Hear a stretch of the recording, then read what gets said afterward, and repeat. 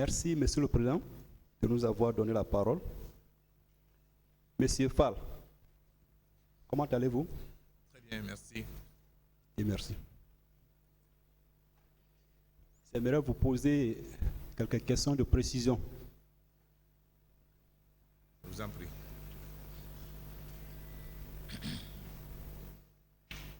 Étiez-vous présent à l'esplanade du stade au moment où commandant Toumba débarquait avec son contingent?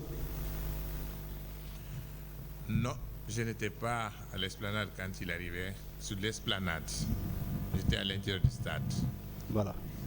Donc, ce qui signifie que vous n'avez pas vu le véhicule à bord duquel il est descendu? Non. D'accord.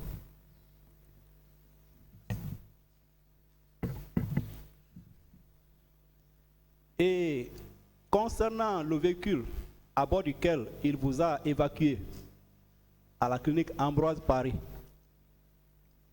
quelle était la couleur, la marque et le numéro d'immatriculation de ce véhicule? C'était un véhicule sombre, couleur sombre. Ça devait être une Jeep. Mais quant à la plaque minéralogique, excusez-moi, ce sera difficile de vous dire. Vous savez les conditions dans lesquelles nous étions. Je pense qu'on n'avait pas le temps ni l'occasion de regarder la plaque minéralogique et vous comprendrez pourquoi. Mais c'était... S'il vous plaît, veuillez allumer le petit micro. Appuyez sur le bouton. Vous pouvez continuer maintenant. Mais c'était quand même immatriculé. Je suppose, je ne sais pas. Moi, je n'ai pas regardé la plaque minéralogique. Vous savez que nous étions presque, nous nous considérions à l'époque comme prisonniers. Comment voulez-vous, quand on vous amène avec un militaire, on vous amène vers un véhicule, est-ce qu'on vous donne même le loisir de regarder la plaque minéralogique? On n'avait aucune possibilité de le faire. Mais quand on vous présente des photos, vous pouvez quand même identifier ce véhicule parmi ces photos? Oh, vous savez, honnêtement, vous savez, nous sommes sortis d'une fournaise. On était à l'intérieur du camp, où il y a du stade, où il y avait des tirs, des morts. On a vu les traitements infligés à des femmes. On nous avait suffisamment bastonnés. Nous sommes sortis du stade et des gens nous assaillissaient, nous poursuivaient. Comment voulez-vous que moi je fasse attention à des détails comme la plaque minéralogique? On n'avait même pas la possibilité d'aller regarder, vous mettez dans quel véhicule. Je n'ai pas cherché non plus à savoir que le véhicule appartenait à qui. Nous étions des prisonniers. À l'époque là, je me considérais comme prisonnier. Donc je n'avais aucune latitude pour le faire. Et vous le comprendrez. Mais hier, vous avez quand même donné la couleur de la voiture. J'ai vu la couleur, parce que j'ai vu, avant de rentrer dans le véhicule, je l'ai vu au moment où on nous embarquait, que c'était une véhicule qui était de couleur sombre, bleue, quelque chose comme ça, je ne suis pas très certain. Mais ce n'était pas un véhicule clair en tout cas. Avec la permission de Monsieur le Président, j'aimerais vous présenter deux photos. Si vous pouvez nous dire lequel des deux véhicules. Est-ce que le véhicule au bord duquel on vous a embarqué figure parmi ces deux photos? Si le Président me le permet. Allez-y. Ok.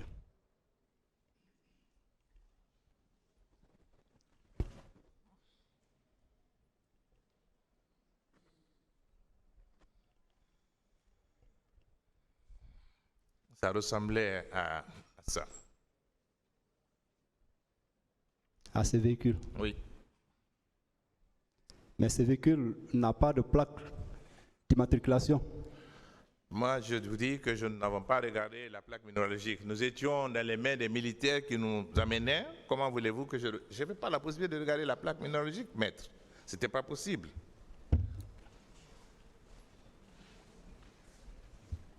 Ok, je poursuis.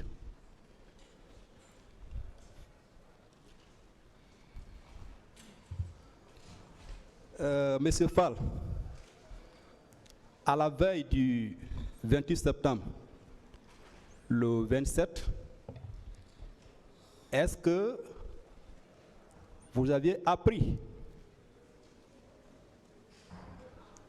l'instruction que Monsieur le Président d'alors capitaine Moussa Dadis Kamara, avait donné à son chef d'état-major général des armées information selon laquelle les militaires devaient rester dans leur caserne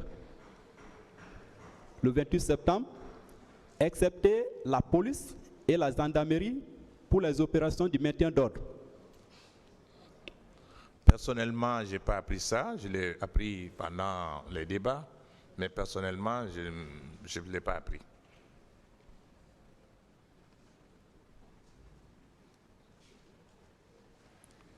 Ce sont les forces vives qui ont organisé un meeting ce jour.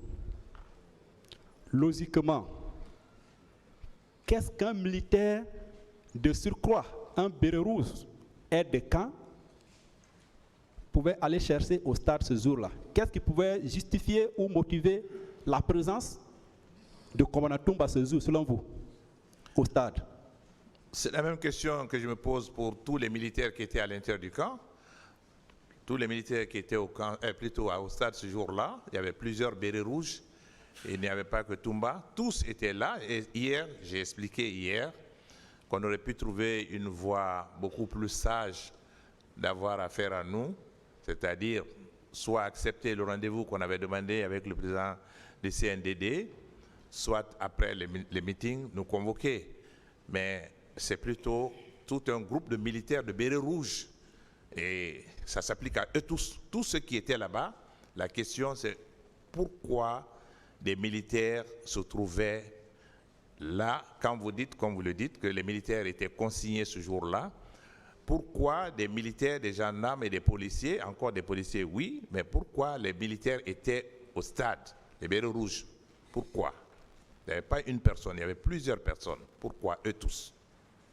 C'est la question. Et nous, on ne comprenait pas que des militaires, même si ce n'était pas la consignation, mais l'ordre qui est donné en général pour les manifestations publiques, c'est la gendarmerie et la police qui s'en occupent, mais pas l'armée. Alors la question, c'est tous les bérets rouges qui se trouvaient au stade. Pourquoi les bérets rouges étaient là? Eux tous. Pourquoi? C'est la question que je pose à la direction du CNDD. Pourquoi ont-ils envoyé les bérets rouges et la garde présidentielle? Pourquoi? Et commandant Toumba non plus ne vous a pas relaté les raisons ou les motifs de sa présence ce jour, étant à bord de son véhicule? Hier, je vous ai dit que dès l'instant où nous sommes sortis du stade, l'embarquement sur l'esplanade, le trajet jusqu'à la clinique Ambroise Paré, la clinique Ambroise Paré jusqu'à l'état-major de la gendarmerie, nous n'avons pas échangé un seul mot avec le commandant Toumba, pour plusieurs raisons. Le seul échange, c'est quand il a donné une compresse à Sidia pour essuyer le sang qui coulait sur son front. Sidia lui a demandé s'il était un médecin. Il a dit oui qu'il est docteur. C'est à ma connaissance, et je crois que mes autres collègues qui étaient avec nous, on n'a pas échangé avec lui. Il conduisait à une allure vertigineuse. Et nous étions toujours dans la logique que nous étions détenus, nous étions arrêtés. Et donc, on ne pouvait pas imaginer avoir une discussion avec lui. On n'a pas échangé avec Toumba, du tout. Du tout. Et au moment où il était avec vous, il portait ou détenait quel type ou catégorie d'armes ce jour-là? Je crois qu'il portait sa tenue habituelle avec son béret rouge. C'est comme ça qu'il était habillé. Avec son béret rouge, la manière particulière avec laquelle il portait son béret rouge et sa tenue couleur verte militaire, c'est tout. Je n'ai pas vu autre chose avec lui. Vous n'avez pas vu une arme avec lui? Non, il n'était pas armé. Il n'était pas armé. Je l'ai vu à l'intérieur du stade quand il nous sortait, il marchait devant nous, il n'était pas armé. Et on ne l'a pas vu avec une arme. Non.